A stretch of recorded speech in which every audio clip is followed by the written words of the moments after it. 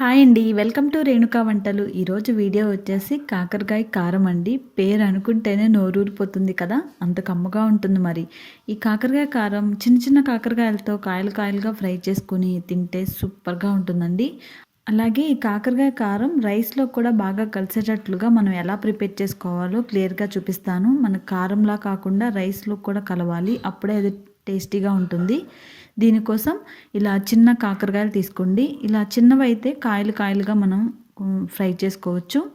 ఇవి ముదిరిపోయినవి కాదు, అలానే మరీ లేతవి కాదండి. మీడియంగా ఉన్నవి. అలాగే ఇంట్లో చెట్టువైతే ఫ్రెష్‌గా ఉంటాయి కదా! ఎప్పుడు కావాలంటే అప్పుడు మనం చక్కగా తుంచేసుకొని వండేసుకోవచ్చు. అలాగే నేను కలెక్ట్ చేసిన కాకరకాయలు ఇవి నేను ఒక హాఫ్ కేజీ తీసుకున్నాను. వీటిని శుభ్రంగా కడిగేసుకొని పెట్టుకోవాలి. అలాగే కాడలు కొంచెం ఎక్కువగా ఉండేటట్లుగా తుంచుకున్నా, మనం కొనుక్కునేటప్పుడు చూసి తీసుకున్నా తినడానికి బాగుంటుంది. మరి ఎక్కువ కాడలు ఉన్నాయనుకోండి, కొంచెం ఇలా కాళ్ళు అలాగే చివర్లు కట్ చేసి ఈ కాకరకాయకి మధ్యలో ఘాటు పెట్టాలి.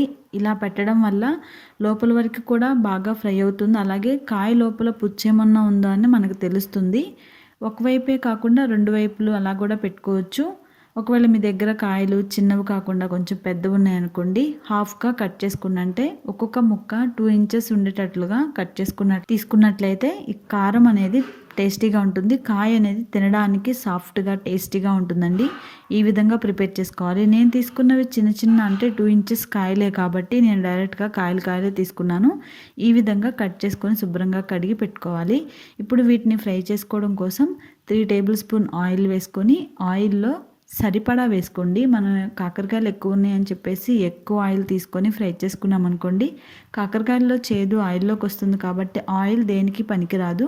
కాబట్టి బ్యాచ్ వైజ్గా అయినా సరే ఇలా కొన్ని కొన్ని వేసుకొని చక్కగా ఒకదాని పక్కన ఒకటి ఉండేటట్లుగా ఇలా సర్ది వేసుకొని ఫ్రై చేసుకోవాలి. అలాగే మీడియం ఫ్లేమ్లోనే ఫ్రై చేసుకోండి. 1 నిమిషం అలా ఫ్రై అయిన తర్వాత వాటిని ఉల్టాగా తిరగతిప్పుకుంటూ ఈ విధంగా ఒక 5 నిమిషాలు టైం పడుతుంది. మీడియం ఫ్లేమ్లో చక్కగా ఫ్రై చేసుకోవాలి.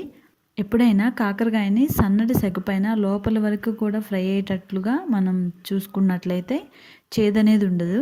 ఇలా అన్నీ కూడా మంచిగా గోల్డెన్ కలర్లోకి చేంజ్ అయిన తర్వాత వీటిని ఇంకా తీసేసుకోండి. నెక్స్ట్ బ్యాచ్ కాయలు యాడ్ చేసుకోవాలి. ఈ విధంగా బ్యాచ్ వైజ్గా ఫ్రై చేసుకుంటే ఈ ఆయిల్లోనే మనం కారం వేసి కలుపుకోవచ్చండి, చక్కగా సరిపోతుంది. ఈ కాయలు సెకండ్ బ్యాచ్లో కొంచెం ఒక 50% ఫ్రై అయిన తర్వాత చూడండి, ఆనియన్ స్లైసెస్గా కట్ చేసుకొని ఒక పెద్ద సైజు ఒక ఆనియన్ అలాగే 5-6 వెల్లుల్లి రెబ్బలు జస్ట్ చితక్కొట్టేసి వేసుకోవాలి. ఈ ఆనియన్స్ని ఒక 2 నిమిషాలు ఇలాగే ఫ్రై అవనివ్వాలి. ఆ తర్వాత మనం కాకరకాయ ముక్కలు ఆనియన్ కలిపి ఫ్రై చేసుకోవాలి. ఇక్కడ మనకి చూడండి, ఇలా కొంచెం ఫ్రై అయిన తర్వాత మనం ఫస్ట్ బ్యాచ్లో ఫ్రై చేసుకున్న కాకరకాయలు ఉన్నాయి కదా, వాటిని కూడా వేసేసి రెండింటిని కలిపి ఇప్పుడు బాగా ఫ్రై చేసుకోవాలి. ఆనియన్ కూడా బాగా ఫ్రై అవ్వాలండి. ఆనియన్ బాగా ఫ్రై అయినప్పుడు మాత్రమే మనకి ఇది రైస్లోకి బాగా కలుస్తుంది. ఇది ఫ్రై అయ్యేలోపు మనం వెల్లుల్లి కారం ప్రిపేర్ చేసుకుందాం. ఇది ఎప్పటికప్పుడు మనం ప్రిపేర్ చేసుకుంటేనే టేస్ట్ చాలా బాగుంటుంది ఫ్రెండ్స్. దీనికోసం ఘాటుకు సరిపడినట్లుగా 2 or 3 టేబుల్ స్పూన్ కారం రెడ్ చిల్లీ పౌడర్ తీసుకోండి.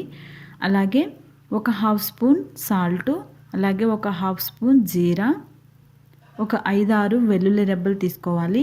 వీటన్నిటిని కలిపి గ్రైండింగ్ జార్లో వేసుకొని పౌడర్ లాగా గ్రైండ్ చేసుకోవాలండి. ఇంకొకటి, వెల్లుల్లి మనం ఎక్కువ వేసామనుకోండి ఇట్లా పౌడర్లా కాకుండా కారం అనేది ముద్దగా వస్తుంది.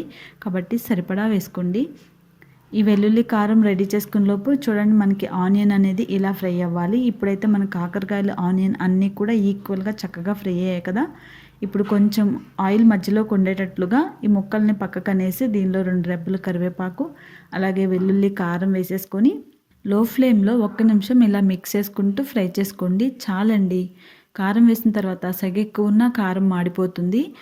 ఫాస్ట్గానే ఈ కాకరకాయలకి ఉప్పు కారం పట్టేస్తాయి. కాకరకాయ కారం రెడీ అయిపోయింది ఫ్రెండ్స్. చాలా ఈజీగా ఉంది కదా, టేస్ట్ మాత్రం సూపర్గా ఉంటుంది. ఇంకా సర్వ్ చేసుకోవడమే. దీన్ని మనం వేడివేడి అన్నంలో కాకరకాయ కారం అలాగే నెయ్యి వేసుకొని కాయలతో సహా తింటే ఎలా ఉంటుంది చెప్పండి. చాలా టేస్టీగా మీకే నోరూరుతుంది కదా. మీరు తప్పకుండా ట్రై చేయండి ఫ్రెండ్స్, మీకు నచ్చుతుంది. ఈ వీడియో మీకు నచ్చితే లైక్ చేసి షేర్ చేయండి ఫ్రెండ్స్, అది నాకు చాలా హెల్ప్ అవుతుంది. మరిన్ని వెరైటీ రెసిపీస్ కోసం రేణుకా వంటల ఛానల్ సబ్స్క్రైబ్ చేసి సపోర్ట్ చేయండి. Thank you.